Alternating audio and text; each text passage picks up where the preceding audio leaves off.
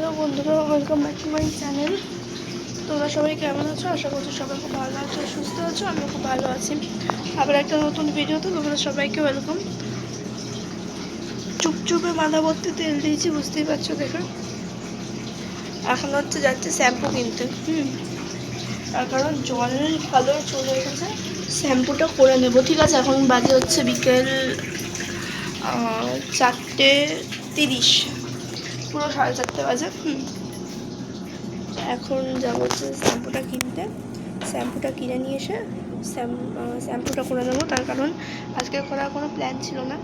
প্ল্যানটা ছিল শুক্রবার দিনকেই করতে পারতাম, যেহেতু মাথায় তেল দিয়ে দিচ্ছি এক কথা। আর আমি তেল মাথায় প্রায় অনেক দিন থাকতে পারি না। আর এই শ্যাম্পু মনে হয় সেই শুক্রবার দিনকে করেছিলাম শ্যাম্পু। মানে শ্যাম্পু না করে আমি আর পাচ্ছি না থাকতে, বিশ্বাস করে মাথা চুলকে মরে যাচ্ছি। আজকে রাত অবধি যদি সারা রাত যদি আমি তেলটা দিয়ে রাখি, তাহলে আমার একদম শোচনীয় অবস্থা হয়ে যাবে।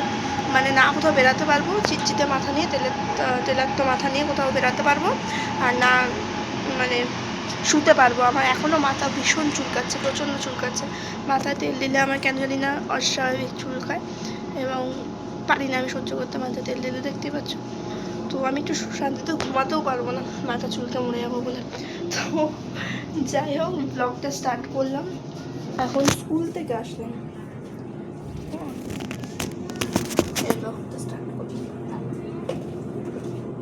তো নেই, কন্ডিশনার আছে 2 প্যাকেট, 2 পাতা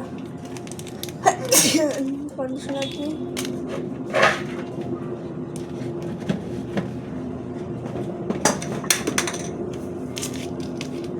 চল। বেশি বক করতে না, শ্যাম্পুটা করে আসি, তারপর ওদের সাথে কথা বলবো। এই হচ্ছে কটা বাজে বলতে, এখন 5টা বাজে। এখন আসলাম স্নান করে। আর স্নান করে বলতে আমি তো স্নান করেই গেছিলাম, শ্যাম্পুটা করে এখন আসলাম। 4:30টার সময় তোমাদের সাথে কথা বলেছি, এখন 5টা বাজে। মানে বুঝতেই পারছো, পুরো আধ ঘন্টা লেগে গেছে। মানে আমার এই জন্য শ্যাম্পু করতে যেতে যাওয়াই ভালো লাগে না। তো এসে ক্রিম ট্রিম মাখলাম, মেখে এখন একটু শোবো। তো মা বাবা তো দিকে ঘুমাচ্ছে। আর যেহেতু ফ্যান চলছে না, হ্যাঁ, এর জন্য আস্তে খুব কথা বলছি, কারণ ফ্যান চললে কি জোরে কথা বলতে হয়, আর ফ্যান না চললে কী বলতো, একটু আস্তে কথা বললে অনেক জোরে শোনায়, তার মধ্যে আবার বদ্ধ হয়। যাই হোক, চলো একটু শুয়ে নিই। এখন তো একটু বসবো, বসে তোমাদের সাথে ভিডিওটা শেয়ার করব। তো এই চুড়িটা আমি পুজোর সময় কিনেছিলাম 100 টাকা দিয়ে, সিটি গোল্ডের। তো এই চুড়িটা ভেবেছিলাম পরবো করে, আর পরা হয়নি। তো ফাইনালি আজকে পরলাম এই চুড়িটা। তো একটু পরতে ইচ্ছা করলো, তাই পরলাম আর কি, আর কিছুই না। তো চলো পরে কথা বলবো, ওরা ঘুমাচ্ছে তো ওর জন্য অসুবিধা হবে। তো চলো পরে কথা বলবো, আমিও ঘুমাই। ঘুমাবো বলতে এখন একটু শোবো। আচ্ছা, তো ওই শ্যাম্পু করতে যাওয়ার আগে এবং এসে কথা বললাম। তো এখন কটা বাজে বলো তো? 6:30 বাজে, সরি 6:45 বাজে এখন। পাক্কা এতক্ষণ পরে একটু ঘুমায়নি, এই বাচ্চাটার জন্য হয়নি। এই বাচ্চাটা চলে এসেছে আমাদের বাড়িতে, কী বলবো বলো, ওর জন্য ঘুমায়নি। তো শ্যাম্পু করে স্নান করে আস্তে আস্তে 5:30 বাজে ঘড়িতে। তখন ঘুমাতে যাই, তো তখন আর ঘুম হয়। তখন 6টার সময় ও আসলো। আধ ঘন্টার মধ্যে এডিট করে তোমাদের সাথে ভিডিও আপলোড করলাম। 6টায় দেখো ভিডিও পোস্ট হয়েছে। তো কী করে হবে? তো এই চলো, ওকে বসিয়ে দাও জায়গা মতো। হাত পাবে না, তাও নামিয়েছে সারা। চল আয়, এই বস, ঘুমা আয়, বলো হাই, বলো চল চল চল চল, জুতো পড়বি চল। এখন হচ্ছে কটা বাজে বলো তো? 8:45, ঠিক আছে, মানে 9:45 বাজে যায়। আর সত্যি বলতে আমার শরীরটা ভীষণ দুর্বল। 2 দিন সময় পেয়েছি, অঙ্ক পরীক্ষা হচ্ছে 6 তারিখে সোমবার, আর কালকের মাঝে আর কোনো পরীক্ষা নেই। আজকে মনে হয় কত তারিখ? আজকে 2 তারিখ। তো 2-3টা দিন সময় পেয়েছি। ভেবেছি যে ভালো করে করবো অঙ্কটা। এখন প্রচুর দুর্বল লাগছে, কেন শরীরটা কেন জানি না, হয়তো ঘুমায়নি দুপুরবেলা, এর জন্য হতে পারে দুর্বলতা হওয়ার কারণ। আবার হয়তো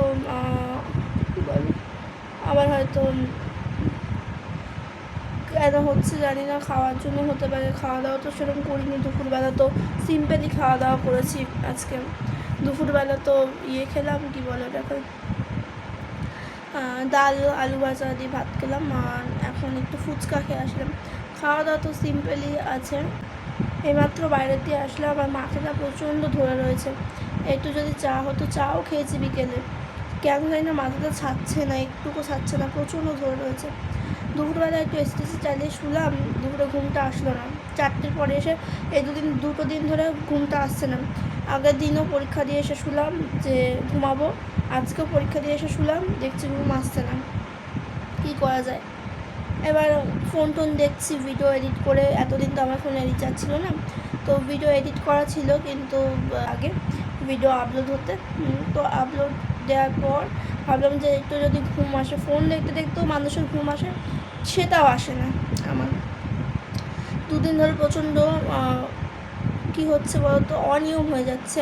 কেন কি জানি, আমি ভেবেছিলাম যে আমি কালকে সকালবেলা উঠবো, দেখে 8টার দিকে উঠতে পারি। তার কারণ কী প্রবলেমটা হচ্ছে আমি তোমাদের বলি। কী প্রবলেম দেখো, আজকে সময়টা প্রচণ্ড নষ্ট হয়ে গেল, তাই না? তো আমি যদি একটুখানি সুস্থ থাকতাম তাহলে কিনা আমি অঙ্কটা প্র্যাকটিস করতে পারতাম, কিন্তু আমার প্রচণ্ড কষ্ট হচ্ছে কেন জানি না। আর আমি যে অঙ্ক করব, আমার অঙ্ক করতে ইচ্ছাই করছে না। এবার যাই হোক, কী করবো বুঝে উঠতে না পেরে ভাবলাম তোমাদের সাথে কথা বলি, তাহলে অন্তত একটা সমস্যার সমাধান আমি ভিডিওটা আপলোড করলে বুঝতে পারবো। কালকের মধ্যে অন্তত তোমরা কমেন্ট করবে। মাথাটা ধরে রয়েছে ভীষণ, বিকালে চা খেলাম, তারপরেও আমার মাথা ছাড়লো না। চা অনেকদিন পর খেলাম, চা খেলাম যখন ভাবলাম যে বলবো বলো, তো ওই ক্ষেত্রে কিছু করার নেই। যাই হোক, কী করবো, এই জন্য আমি একটু আছি। আজকে দেখে তাড়াতাড়ি ঘুমিয়ে পড়বো এবং তাড়াতাড়ি ওঠার চেষ্টা করবো সকালে। তো চলো, পরে তোমাদের সাথে দেখা হবে। বন্ধুরা, এই যে রাতে বিরিয়ানি এনেছিল, চিকেন বিরিয়ানি, তো আর বিরিয়ানি দেখে লোককে সামলাতে পারে বলো, মানে ভীষণ, মানে অনেকক্ষণ আগে এনেছিল, 9টার দিকে, 9টা বলছে 10টার দিকে এনেছিল, আমি খেয়েছি 11টা নাগাদ, কারণ বললামই আমার শরীর ঠিক না হওয়া অবধি আমি খাবো না। তো সেই 11টার সময় খেয়ে দেওয়া, তারপরে ঘুমিয়ে পড়েছে, আর কোনো ভিডিও ক্লিপ নিয়ে নিই। এটা হচ্ছে নেক্সট দিন সকালের ভিডিও। করে আসলাম, ভাবলাম চলো তো ব্লগটা স্টার্ট করা যাক। আজকে তো গুড আফটারনুন সবাইকে। আজকে তো সকাল দিয়ে ব্লগ করতে পারিনি, স্নান টান করে আসলাম। চুলটা সুন্দর করে বাঁচছে, আমার চুলটা এত ইদানিং ড্রাই হয়ে গেছে না, ফ্রিজি হয়ে গেছে, মানে শ্যাম্পু করার পর কন্ডিশনার দেওয়ার পরও ফ্রিজনেসটা কাটছে না কেন কি জানি। তো এর জন্য আমি মাকে একটু সিরাম আনতে বললাম যে তুমি, আর নাহলে মা যদি না, তাহলে বললো যে আমি বিকেলবেলা তো বেরোবোই, পড়া আছে আমার। তো এই পরীক্ষার সময় কিসের পড়া বলতে পারো, আমি অঙ্ক, এখন 2 দিন গ্যাপ আছে, অঙ্কটা প্র্যাকটিস করার জন্য স্যার আসবে একটা চ্যাপ্টার। তো বন্ধুরা, এখন মা গেছে ডাক্তারখানে, আমি স্নান টান করে নিয়েছি। স্নান করার আগে ঘুম থেকে উঠে পড়তে বসেছিলাম, 1.5 ঘন্টা মতো পড়া অলরেডি হয়ে গেছে আমার। ভেবেছিলাম যে তোমাদের সাথে শেয়ার করি অঙ্ক করা, তো কী বা শেয়ার করবো, আর শেয়ার করতে ইচ্ছা করেনি। তবে বিকেলবেলা যদি ইচ্ছা হয় তাহলে করবো, যদি ব্লগটা বেশি বড় না হয়েছে তাহলে তোমাদের সাথে শেয়ার করবো। হ্যাঁ, তো এখন আমি মুখে ক্রিম ট্রিম মেখে, জামা কাপড় দেখো কত জামা কাপড় তুলে রেখে গেছে। মায়ের শরীরটা ভালো না বলে মা ডাক্তারের কাছে গেছে, তাই বলেছে আমাকে জামা কাপড়টা ভাঁজ করে নিতে। আর আমার কাছে জামা কাপড় ভাঁজ করাটা খুব একটা মানে কঠিন সেটা না, মানে কী বলতো, আমি কুঁড়ে হয়ে গেছি। হ্যাঁ, ইদানিং ভীষণ কুঁড়ে হয়ে গেছি, জামা কাপড় কেন কোনো কাজবাজি করতে ইচ্ছা করে না। তো দেখি পরীক্ষাটা শেষ হলে ঘরদোর পরিষ্কার করার ইচ্ছা আছে, কারণ পয়লা বৈশাখ আসছে, তারপর আবার নীল ষষ্ঠী, আবার আমাদের পাড়ার শীতলা কালী পুজো, তো সব মিলিয়ে একটা মানে সব পুজো পাল আর কি চলে আসবে। তো তাই ভাবলাম যে চলো এরপরে ঘরটা পরিষ্কার করবো। ভেবেছিলাম এসি লাগানোর পর দিয়ে আর ঘর পরিষ্কার করা হয়নি। বলতে ঘর তো প্রতিদিনই পরিষ্কার করে মা। আর দেখো, তোমাদের সাথে কথা বলতে বলতে কাজ করতে করতে দেখো গোলু এসছে, তো গোলুকে এরপরে খাইয়ে দেবো, স্নান করে অলরেডি এসছে। আর এই বাচ্চাটার না মা চলে গেছে, বুঝলে তো, মা ছেড়ে চলে গেছে, মানে কি বাবা হচ্ছে, কি বলবো, বাবার কোনো এইখানে থাকে না, সে মায়াপুরে থাকে তার বাবা। তো এর জন্য আর কি বলবো, তার ডেসক্রিপশানটা আমি করতে পারলাম না, তার কারণ বুঝতে পারছো অন্য লোক, তো তার ব্যাপারে আমি খুলে তোমাদের সাথে বললাম না।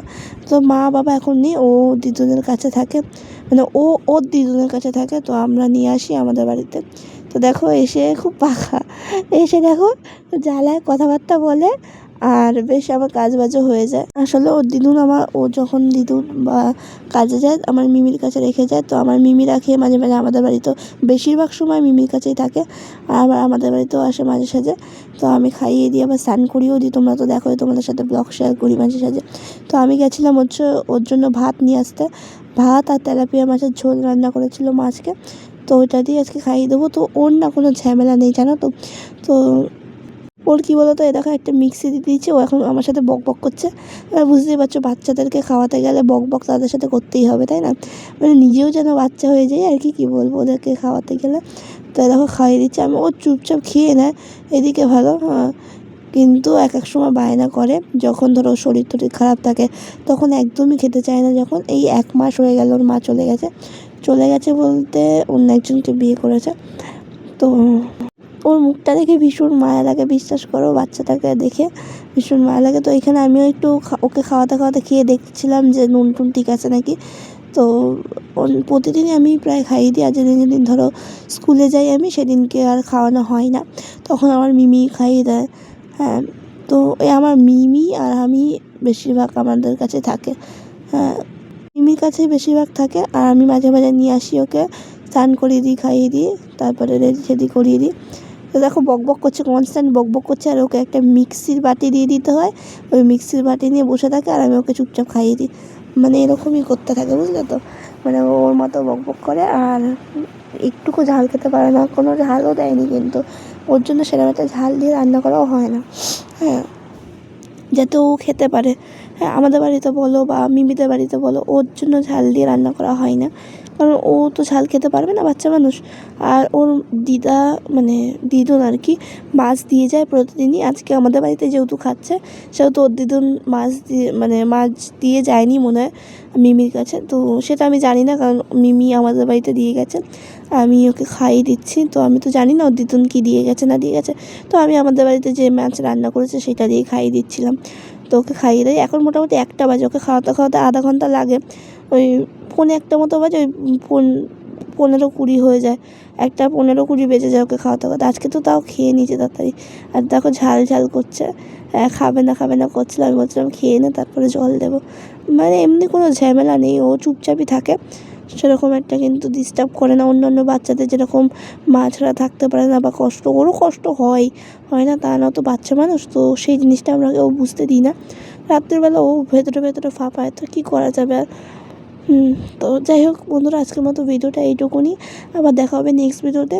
আর ভালো লাগলে ভিডিওটা like, comment, share and subscribe করে দিও। আর তো এখন মানে পরীক্ষা চলছে আমার, পরীক্ষা যেদিন মাঝখানে অনেক দিন গ্যাপ দেবে, তখন আমি তোমাদের সাথে ভিডিও শেয়ার করবো, আদারওয়াইজ শেয়ার করতে পারবো না, ঠিক আছে? তো চলো আজকের মতো টাটা।